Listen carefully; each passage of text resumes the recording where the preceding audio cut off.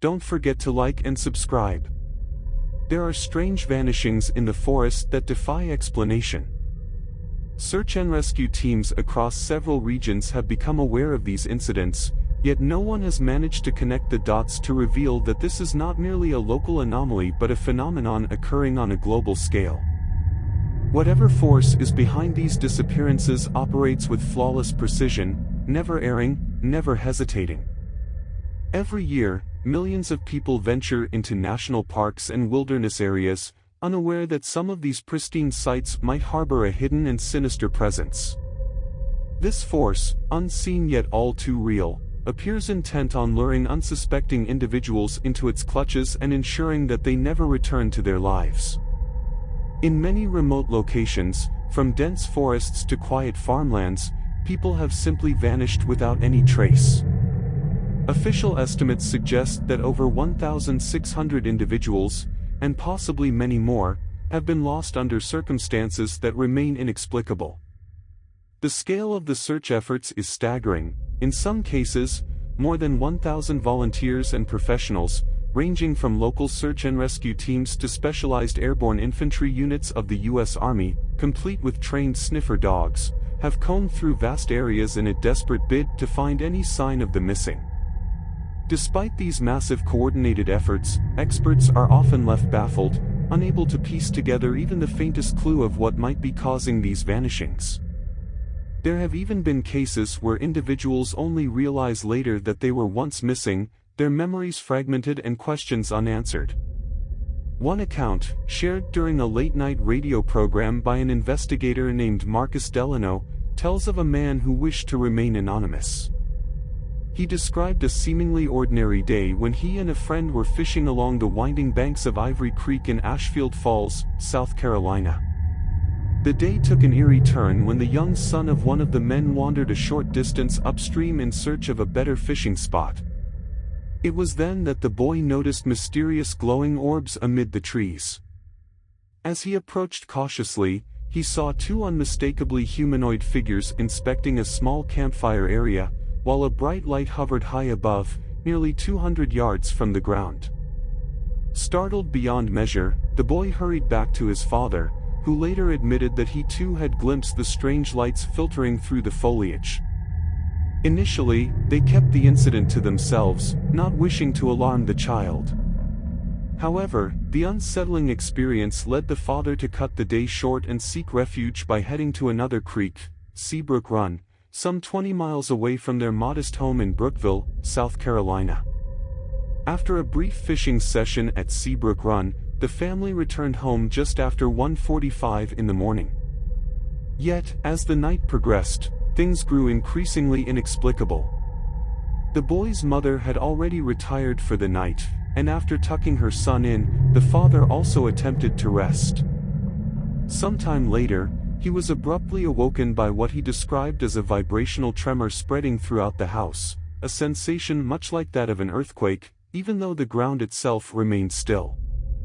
With mounting dread, he rushed downstairs only to find the family dog acting erratically, its growls filled with an unusual intensity. Venturing outside to seek answers among neighbors, he instead found himself staring upward, where an unexplainable presence hovered ominously above his home. Before he could process what he was witnessing, the dog bolted into the darkness of the woods. In a state of sheer panic, the man followed after it, and though he eventually returned home, the length of time he had spent away seemed to defy logic. It remains uncertain whether he was ever reunited with his pet, leaving behind only a haunting question. Later, the man agreed to share his experience with a group that investigates unexplained phenomena. Under reverse hypnosis, he vividly recounted what he believed to be an abduction into the skies. His account was later subjected to a polygraph test, which, despite the inherent limitations of such devices, appeared to confirm his version of events. This gave his story an unsettling layer of credibility that further deepened the mystery surrounding these occurrences. Another case unfolded on March 3, 1983, when a 2-year-old boy named Ethan Carroll vanished without a trace while playing at his grandfather's isolated farm, situated 3 miles from Brookville, South Carolina. In that expansive rural area, where the only notable landmark was a meandering river, Ethan had been seen frolicking in the front yard with the family's German shepherd. His aunt, who had briefly retreated indoors, returned just 2 minutes later to discover that both Ethan and the dog were inexplicably missing. There was neither panic in the distance nor the sound of frantic voices, only a chilling silence prevailed. A massive, unprecedented search was launched, engaging hundreds of deputies, local volunteers, the National Guard, and even an airborne unit specializing in parachute operations. By the third day, state investigators had joined the fray, suspecting that something far more complex than a simple kidnapping was at play. Despite using every available resource, including sniffer dogs and specialized teams, no evidence, no footprints, no traces, nothing was ever found to explain Ethan's disappearance. In yet another perplexing incident recounted by Delano, a young boy named Riley Hayes disappeared on an autumn day, this time on October 6, 2001. Riley, who lived with his aunt and uncle, had already endured a difficult childhood. His early years had been marred by neglect until his caring relatives took him in. On that fateful day, while his aunt remained at home and his uncle was at work, Riley was playing contentedly with the family's small terrier in the living room. After a short while, both the child and the dog fell into a peaceful sleep. However, exactly 10 minutes later, as his aunt dozed lightly, she received a casual phone call from a neighbor.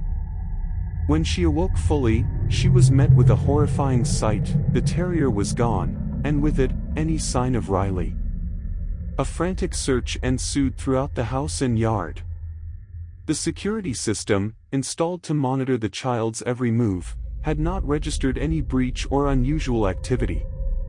A large-scale search was immediately organized, involving local law enforcement, the National Guard, and even individuals claiming psychic abilities. In an astonishing twist, 5 days later the terrier reappeared, seemingly untouched by the passage of time, clean and well-fed despite the long absence. 10 days later, another dog returned under similarly mysterious circumstances, but Riley had vanished forever, leaving behind only unanswered questions and an overwhelming sense of despair. Delano's accounts take an even more chilling turn when he recounts an incident that has long been a subject of intense discussion. On what was supposed to be a light-hearted day, 4 boys decided to stage a prank in the woods, a plan to split up and surprise the nearby adults with a coordinated jump scare. 3 of the boys concealed themselves behind trees, while the youngest, distinguished by his bright red shirt, wandered off on his own. The plan seemed to work until one of the adults inquired about the missing child. Initially, the absence was dismissed as a minor delay, but when the boy failed to appear even after several anxious minutes, his father, Michael Ramsey, grew frantic.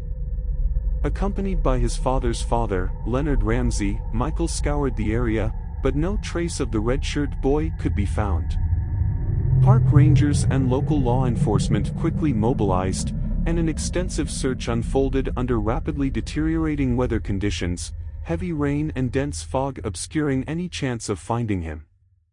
Witnesses later reported hearing a faint scream and even mentioned catching a glimpse of a mysterious man carrying something heavy over his shoulder far from the original site. However, these claims were dismissed as unrelated to the boy's disappearance. In the ensuing days, the search expanded to include hundreds of volunteers, state National Guard units, helicopters, and even psychics. Despite every conceivable method and resource being deployed, there remained no sign of the missing child, only a void that deepened the mystery. In several of these cases, the involvement of high-level federal agencies only added to the unease. In one instance, an FBI agent named Robert Kensington was sent to oversee the investigation, a highly unusual step in missing person cases. Moreover, elite special forces such as the Army's Green Berets, whose involvement is typically reserved for matters of national security, were unexpectedly deployed. Their presence, armed and operating with an unusual degree of secrecy, suggested that they might have been pursuing objectives that extended far beyond a routine missing person search. Retired Special Operations Commander Anthony Graves later remarked, with the weight of decades of service behind him, that such elite involvement was unheard of in civilian matters unless an extraordinary threat was perceived. His words, along with the fact that only a handful of missing person cases in recent history have seen such measures, further fuel the chilling uncertainty surrounding these events.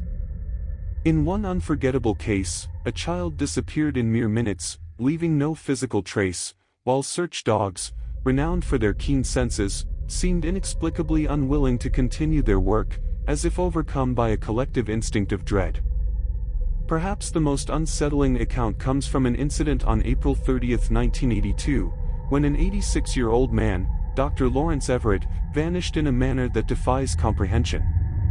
Dr. Everett, a man weakened by arthritis and a chronic blood disorder, had been accompanied by his close friend, Reverend Samuel Crowley, on what was intended to be a routine visit to a secluded area known as Whispering Pines, deep within the rugged Pike Wilderness of Colorado. After a long drive from their home in Longmont, Colorado, they arrived at the remote region by mid-morning. They still had a long, winding dirt road to traverse before reaching a clearing ominously called Shadow Ridge, a site steeped in local Native American lore about malevolent spirits. Despite his frail condition, Dr. Everett managed to make his way down a steep path to inspect some peculiar stone formations scattered among the sandy soil. After several laborious hours, the two men regrouped for a modest lunch. Once the meal was finished, they briefly parted ways, Reverend Crowley moving about 60 yards away to tidy up some equipment, while Dr. Everett remained near the site. When Crowley returned 15 minutes later, he found that Dr. Everett had vanished without a trace, along with the utility cart laden with his garden tools. There were no signs of a struggle, no displaced earth, no blood, nothing to suggest that Dr. Everett had been forcefully removed from the area. Crowley frantically searched, honking his car horn and calling out into the vast emptiness, but his shouts were met with a haunting silence. By the late afternoon, local law enforcement had been alerted, and a massive search ensued, lasting an arduous 5 days and employing every resource imaginable. Despite their best efforts, no evidence of Dr. Everett's presence was ever found. His wife even sent an urgent appeal to the governor of Colorado to reopen the case, but that plea was met with only cold indifference. Each of these accounts leaves behind more questions than answers.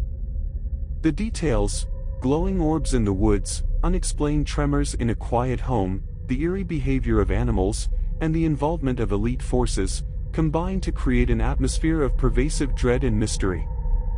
The narrative of these disappearances is interwoven with hints of an unseen force, one that operates with a disturbing consistency and leaves behind only silence and despair in its wake. As the investigations continue and families yearn for closure, the chilling truth behind these vanishings remains as elusive as the people they claim, leaving us all to wonder about the true nature of the darkness that lurks just beyond the edge of our understanding.